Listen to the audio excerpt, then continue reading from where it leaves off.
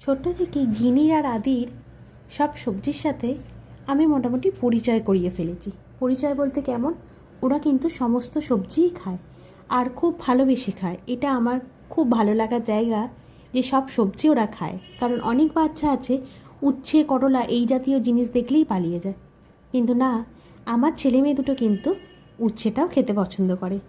তো ভাবলাম এই ধরনের উচ্ছে যদি আপনারাও বাড়িতে বানান, আপনাদের বাচ্চাও কিন্তু উচ্ছে খাওয়ার জন্য দৌড়ে আসবে। তো কিভাবে বানিয়েছি, উচ্ছেগুলোকে কিন্তু এইভাবে গোল গোল করে কেটে নেবে।